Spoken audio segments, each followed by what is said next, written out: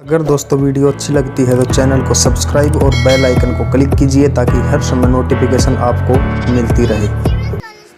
आज हम खुली हवा में सांस ले रहे हैं, आज़ाद भारत में जी रहे हैं। ये सब किसकी बदौलत? उन महान क्रांतिकारियों की बदौलत, उन शहीदों की बदौलत। हजारों शहीदों ने कुर्बानी दी अपनी, जिनकी बदौलत आज हमारा देश स्वतंत्र है, आज़ाद है। हम आज़ादी से हम रह रहे हैं, कहीं भी हम देश में बस सकते हैं, कहीं भी हम रह सकते हैं। ये सब उन क्रांतिकारियों की बदौलत ये हो पाया। उन क्रांतिकारियों में आज हम आपको चंद्रशेखर आज़ाद, वीर क्रांतिकारी चंद्रशेखर आज़ाद के बारे में की कहानी आज हम आपको बताएंगे। आज़ाद वीर क्रांतिकारी चंद्रशेखर आज़ाद का जन्म भाभरा गांव, उन्नाव जिला मध्य प्रदेश में पड़ता है, वहाँ पैदा हुए थे और बचपन से ही इन्हें तीरंदाजी, इनको निशाने लगाने के शौकीन थे और मलखंब जो एक गेम होता है एक प्रकार का, वो भी ये करते थे। अब बचपन इनका गांव में बीता। जब 14 साल की उम्र में हुए तो इन्होंने बाहर जाने की सोची, अपनी राह खुद चुनने की कोशिश की। वैसे इनके पिता जो थे सीताराम तिवारी, वे नाराज़ थे। माँ इनकी जगरानी, वो भी इनको बाहर भेजने के लिए नाराज़ थी, लेकिन इन्हें बाहर जाना था, अपना रास्ता स्वयं इन्होंने चुनना था। तो एक बम्बई से एक व्यापारी आता था, वो हीरे लेकर के आता था, हीरे जवाहरात लेकर के आता था, नगीने लेकर के आता था। अब जो है वो उनके साथ में बम्बई चला गया काम की तलाश में, और वहाँ जा कर के जो पोर्ट होता है, जो बंदरगाह होती है, वहाँ ठेकेदार के अंडर जो है वो पेंटिंग का काम करने लगे, पुताई का काम करने लगे। अब जो है एक प्रश्न उन्हें कचोट रहा था कि यदि पेट ही पालना था तो भाभरा गांव क्या बुरा था, वहाँ भी पेट पाल सकते थे। उनके जो पिताजी थे सीताराम तिवारी, वे चाहते थे कि आज़ाद जो है, चंद्रशेखर आज़ाद जो है उच्च शिक्षा प्राप्त करे। तो उनकी इच्छा पूरी करने के लिए ये बनारस आ गए, वाराणसी आ गए। काशी उन दिनों अध्ययन का एक बहुत बड़ा केंद्र हुआ करता था और शिक्षा का एक बड़ा केंद्र था। वहाँ इन्होंने एक संस्कृत पाठशाला में अपनी पढ़ाई शुरू की। उस समय गांधी जी का आंदोलन चल रहा था। उस समय एक जलियांवाला बाग में 1919 में हत्याकांड हुआ था अंग्रेज़ों के द्वारा, और इस पूरा देश इस आक्रोश में था, अंग्रेज़ों के प्रति आक्रोश था। तो ये जो अंग्रेज़ क्या कर रहे थे, क्या जनता के ऊपर अत्याचार कर रहे थे, ये सब जो है चंद्रशेखर आज़ाद को पता था। तो अब चंद्रशेखर आज़ाद गांधी जी के असहयोग आंदोलन से भी जुड़ गए। उन दिनों गांधी जी ने 1921 में जो गांधी जी का आंदोलन चल रहा था, असहयोग आंदोलन चल रहा था, तो ये भी वहाँ अपनी संस्कृत पाठशाला में धरना प्रदर्शन के लिए बैठ गए।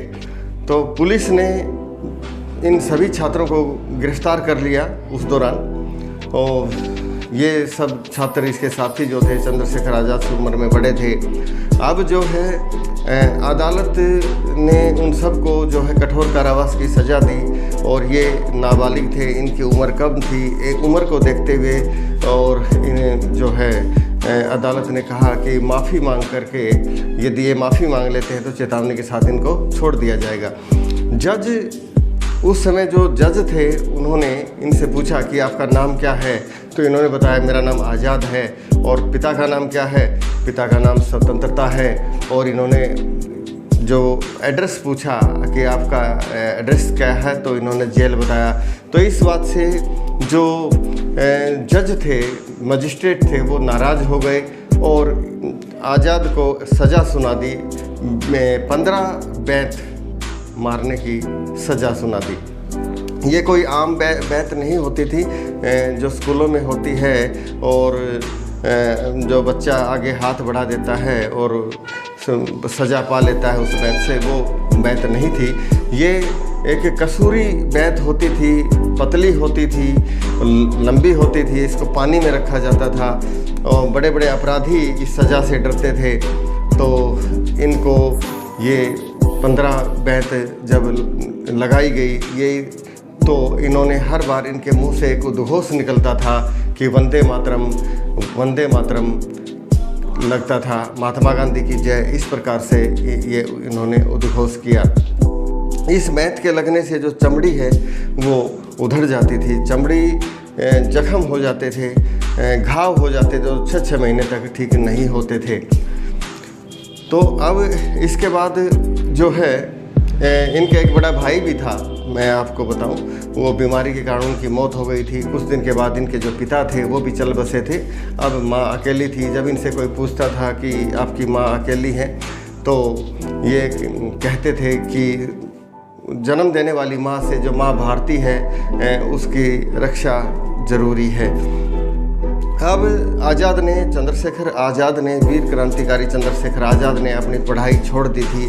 अब 1923 में की मैं बात करूं तो ये हिंदुस्तान रिपब्लिकन एसोसिएशन के सदस्य बने। आपको बता दें कि बंगाल, उस समय क्रांतिकारी संगठन बंगाल में होते थे। बंगाल से क्रांतिकारी संगठनों की शुरुआत हुई और एक जो क्रांतिकारी संगठन था वो बंगाल में था और एक क्रांति दल उत्तर प्रदेश में था। अब दोनों ने मिलकर के हिंदुस्तान रिपब्लिकन एसोसिएशन का गठन किया था। ठीक है, अब इसके सदस्य बने। इनकी जो मुलाकात है राम प्रसाद बिस्मिल, पंडित राम प्रसाद बिस्मिल और अशफाक उल्लाह खान से हुई। ठीक है, अब उन्हीं के द्वारा जो है भगत सिंह से इनकी मुलाकात करवाई गई। अब राम प्रसाद बिस्मिल और अशफाक उल्लाह खान शहीद हो चुके थे।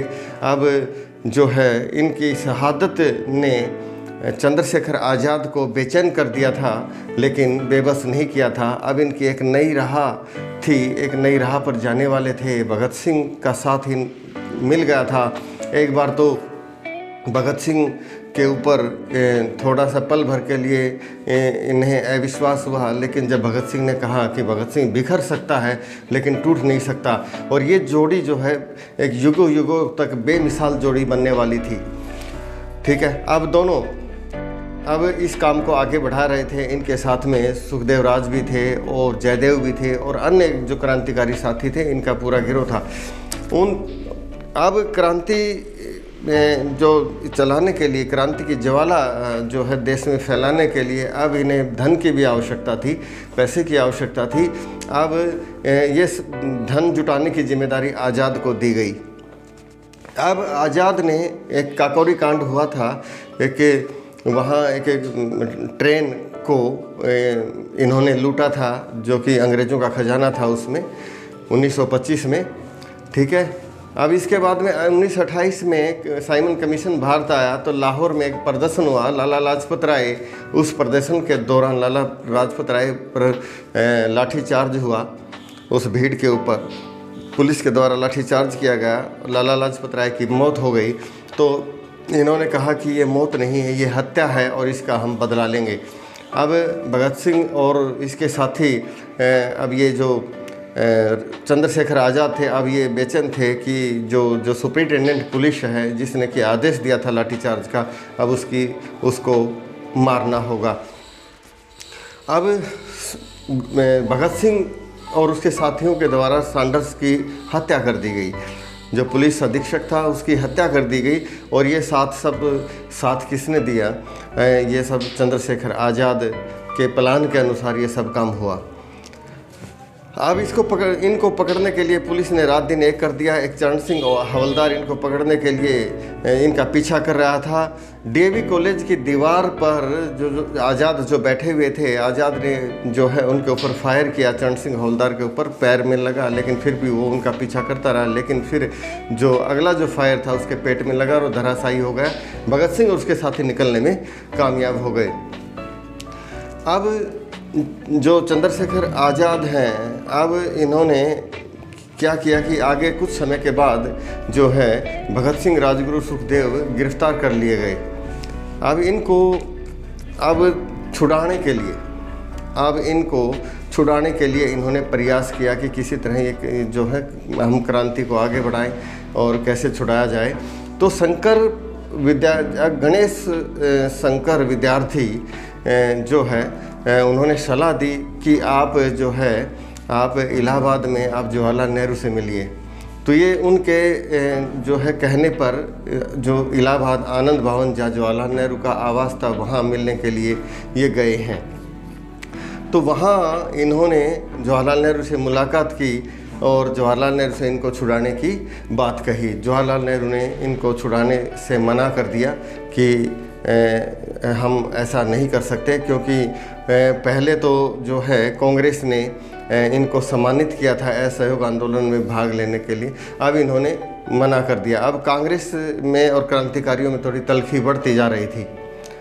अब क्या किया कि वहाँ जो है कि अधिकारी थे जो है उन्होंने बताया कि रिटायरमेंट के बाद खुलासा किया कि उनकी जो बातें हुई थी, उन्होंने कहा था क्या देश आज़ादी के बाद जो मुकदमे हैं वो वापस ले लिए जाएंगे। तो नेहरू ने कहा नहीं, मुकदमे वापस नहीं लिए जाएंगे और जो मुकदमे चलते रहेंगे और जो सज़ा है वो उनको सज़ा मिलेगी। यदि फांसी की सज़ा है तो फांसी की सज़ा दी जाएगी। अब ये काफ़ी तकरार जो है चंद्रशेखर आज़ाद और जवाहरलाल नेहरू के बीच हुई।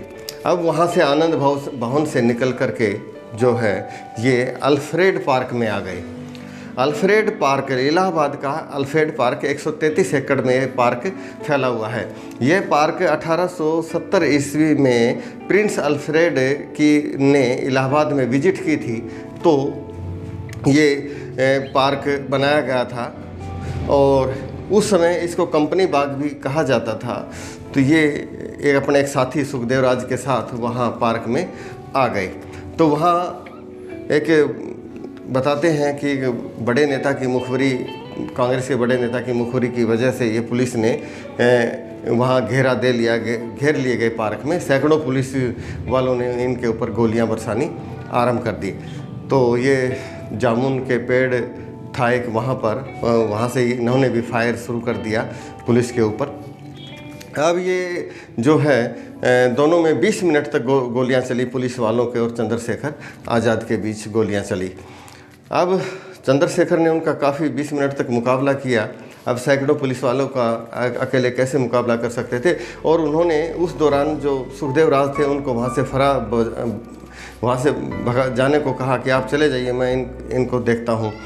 तो आखिर में अंतिम गोली बची और अंतिम गोली जो उनके पास कोल्ट पिस्टल थी, उस कोल्ट पिस्टल आज भी वहाँ जो संग्रहालय है उस पार्क में, आज उस पार्क का नाम बदल दिया है, अल्फ्रेड पार्क नहीं है, शहीद वीर क्रांतिकारी चंद्रशेखर आज़ाद के नाम के ऊपर उस पार्क का नाम है। अब आखिरी गोली से पहले उन्होंने एक जो पहले जैसे वो आमतौर पे अपना वाक्य दोहराते थे, एक नारा उन्होंने बोलते थे। उनका नारा एक प्रसिद्ध नारा था कि आज़ाद हैं, आज़ाद रहेंगे। तो उस नारे के साथ उन्होंने आखिरी गोली अपने आप को मार ली। तो ये अपने देश के ऊपर शहीद हो गए। उन्होंने अपने देश के लिए अपनी जो है जान देश के ऊपर न्यौछावर कर दी। तो इस प्रकार से जो है फिर पुलिस ने जो है उनका अंतिम संस्कार जो है कर दिया। बताते हैं कि जो अंतिम संस्कार किया तो उनके बाद में एक रिश्तेदार भी आए थे वाराणसी से, बनारस से, जो है सती विनायक मिश्र जो उनके रिश्तेदार थे, बाद में आए। जब तब तक जो है पुलिस जो है लाश को आग लगा चुकी थी, क्योंकि चंद्रशेखर आज़ाद क्रांतिकारी चंद्रशेखर, वीर क्रांतिकारी चंद्रशेखर आज़ाद ब्राह्मण थे, तो इसलिए पुलिस ने एक ब्राह्मण से इनको की लाश को मुखाग्नि जो है उनके हाथों से ये सब काम करवाया था। वो बाद में पहुँचे तब तक जो है उनकी त्वचा जल चुकी थी, लेकिन बाद में बताते हैं कि उसको बुझाया गया और फिर दोबारा से उनके रिश्तेदार ने, जो रिश्ते में फूफा लगते थे, सगे फूफा तो नहीं थे, आज भी उनका परिवार वहाँ रहता है, सतीश विनायक मिश्र जो कि शिक्षक थे, रिटायरमेंट हो चुके हैं। तो ऐसा बताया जाता है एक उनकी लिखी किताब में। ठीक है, तो ये जो है चंद्रशेखर आज़ाद, वीर क्रांतिकारी चंद्रशेखर आज़ाद की कहानी थी। तो मैं ये नहीं कहूँगा आप लाइक करिए या ना करिए, लेकिन इसको शेयर ज़रूर करिए। धन्यवाद, नमस्कार। अगर दोस्तों वीडियो अच्छी लगती है तो चैनल को सब्सक्राइब और बेल आइकन को क्लिक कीजिए ताकि हर समय नोटिफिकेशन आपको मिलती रहे।